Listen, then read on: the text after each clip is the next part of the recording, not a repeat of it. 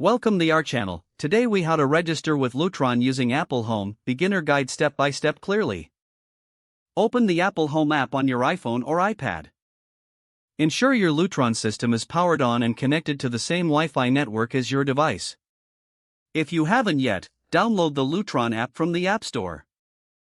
Launch the Lutron app and create a new account if you don't already have one. Follow the prompts to enter your email address and create a secure password. Verify your email by clicking the confirmation link sent to your inbox. Once verified, log into the Lutron app using your new account credentials. Now, return to the Apple Home app. Tap on the plus icon in the upper right corner of the screen.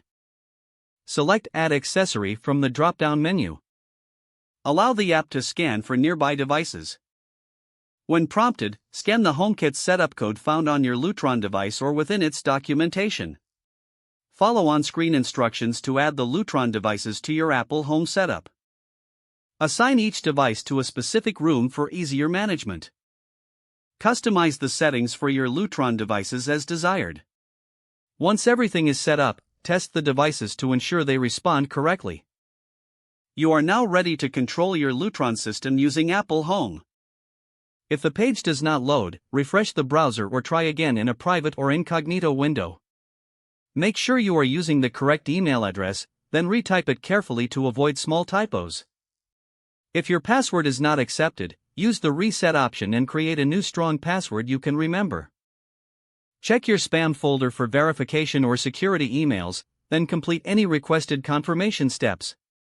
Enable two-factor authentication if available to improve. After signing in, review your profile details so your contact information and settings are accurate and current.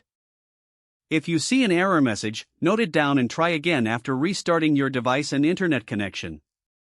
Log out when you finish, especially on shared devices, to keep your account and payment information secure. If the page does not load, refresh the browser or try again in a private or incognito window. Make sure you are using the correct email address, then retype it carefully to avoid small typos. If your password is not accepted, use the reset option and create a new strong password you can remember. Don't forget to like this video and subscribe to our channel for more step-by-step tech guides.